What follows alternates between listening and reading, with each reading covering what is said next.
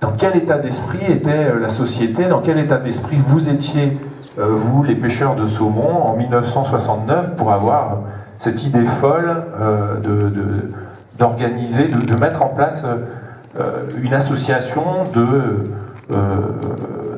pour défendre les rivières? Bien, bonsoir à toutes et à tous.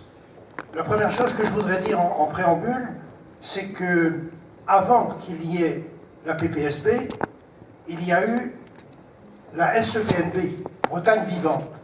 Et en fait, si nous avons été amenés à constituer une association spécifique pour protéger le saumon, c'est suite à la publication par la revue SEPNB, la revue Pénarbet, au bout du monde, d'un numéro spécial sur le saumon, un numéro auquel Pierre Philippot de Quimperlé, je ne sais pas s'il est là, je le vois, ah d'accord, papa, avait apporté une très grande contribution.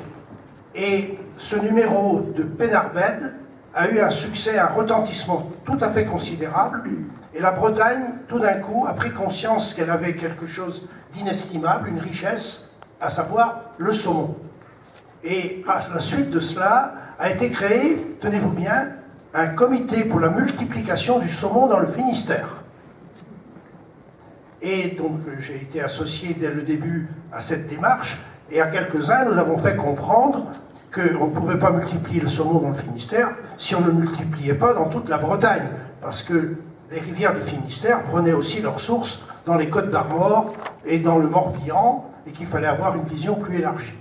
Donc c'est comme ça qu'est née donc, l'association à l'origine, APPSB, dont je précise qu'à l'origine elle voulait dire Association pour la protection et la promotion du saumon en Bretagne. Voilà l'origine. Alors cet élargissement, il n'est pas que géographique, pour avoir longuement discuté avec toi, au-delà du saumon, au-delà des limites des frontières communales, c'est tout un univers, comment dire, tout un état d'esprit de la société. Je fais apparaître ici quelques lectures que tu m'as conseillées.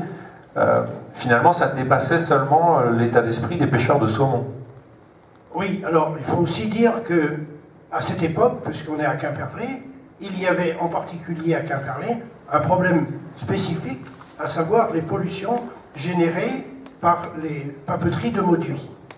Et à cette époque, il y a certainement quelques-uns dans cette salle qui en ont le souvenir, l'Ailée, à l'aval de Quimperlé, la rivière était blanche. D'ailleurs, on n'appelait pas ça des pollutions, euphémisme, on appelait ça les liqueurs blanches. La rivière était absolument recouverte de mousse. Et les saumons mouraient dans la Leïta. On voyait les saumons mourir, mais on ne voyait pas les huîtres, les moules, le plancton de l'estuaire également affectés. Et il y a eu, à partir de cette pollution, des débats très très vifs. Et je dois dire qu'on a eu des débats tout à fait d'ailleurs honorables et respectueux de part et d'autre, avec les papeteries de Mauduit, qui ont eu en préambule, en primaire, comme idée de rejeter en mer les effluents des papeteries. Donc d'avoir un émissaire qui aurait déversé au large du Pouldu. Et là, on s'est rendu compte qu'il y avait des intérêts très contradictoires. Ça a été vraiment un cas d'espèce qui nous a beaucoup appris. Le comité d'entreprise des papeteries était bien évidemment favorable à cet émissaire. La ville de Quimperlé était favorable à cet émissaire. Et tant pis si aujourd'hui je dérange en disant ça, l'APP locale de Quimperlé était aussi favorable au rejet en mer. Chacun voyait un petit peu à son échelle les problèmes et on les transposait un petit peu au loin. Et on n'avait peut-être pas une vision écologique très, très complète. Tout ça serait peut-être conduit à l'émissaire, mais voilà que les localités à l'aval, je pense à Guidel, je pense à Cloire-Carnoët, je pense à Moëlan, et je pense à Lorient, sont intervenus dans le débat en disant « c'est pas possible de faire des rejets en mer ».